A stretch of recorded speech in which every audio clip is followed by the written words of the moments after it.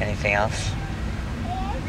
Well, in the beginning of the lecture, you told about the agony of being born, and you also told about the protection that we should do to our own body and to anybody else's body. So that conflicts a little bit with the happiness of the life. Actually. Yeah. Well, material life. Sorry. Conflicts a little bit with the happiness of life. When this material world, happiness is called chaplasukha, flickering. It comes and goes. And there's just enough happiness there to keep us, let's say, aspiring and inspiring, or whatever you call it, for carrying on in this world. And obviously if there was too much suffering, it would be, for some people it is too much suffering. Childbirth we can't remember. Death we have yet to experience. We may have had many deaths, but we can't remember those either. We can see it around us, of course. It's not very pleasant. That's the nature of the material energy. It's the nature of Maya, to keep us in this condition. So the actual solution to this, and the real purpose of the suffering of this world, is not just karma. It's not just because that's the way it is.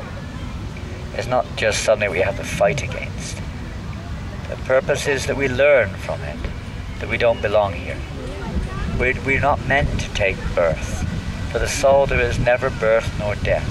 There is no birth or death for the soul. He's unborn, eternal. So the soul, to have to experience birth and death and suffering in this world, and temporary happiness of this world, is in of itself suffering for the soul. We're getting only like a little relief, like in a dream almost, a dream relief. The real relief in the soul is when we're no longer, we are in that situation of being like an encasement in this universe, in this body, in this universe, stuck. So for the soul to get released from this universe is the real happiness, freedom. When the soul is free from all bodily or material conditions, control, free. So this is the idea that real happiness is there. The happiness of this material world is like a reflection of real happiness. And you can't enjoy it for long. It's gone, it's flickering. It's there 1 minute, gone the next. The body is here 1 minute, gone the next. Friends come and go. Pleasures from family come and go. Pleasures from different sources of sense enjoyment come and go. But the pleasure of Krishna consciousness, when we actually enter deeper, becomes ever increasing. It doesn't depend upon external circumstances. And even in the womb, if one is Krishna conscious, well, if the soul happens to be Krishna conscious or becoming Krishna conscious, they'll be in consciousness of Krishna.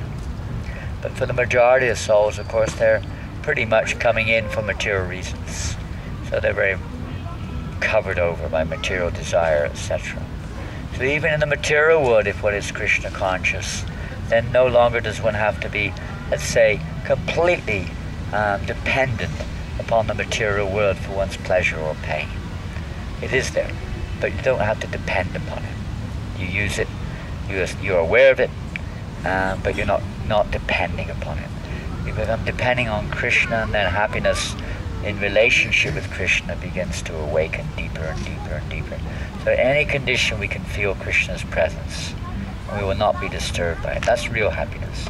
So the experiences of suffering in this world have another effect. It's to help the jiva or the soul to realize that this is not a real home, a place which is temporary, a place which is suffering, a place which has a lot of ignorance, a place which is not much real bliss. There's a little reflection of happiness only. There's a little incentive there. There's not really a contradiction, but if we think that we are the body, if we think the material world is really all in all, then it would be a little bit of a conflict of purpose.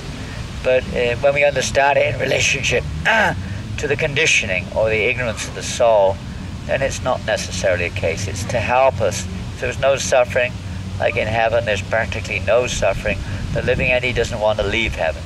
In hell there's too much suffering to even think of anything else, too much preoccupation.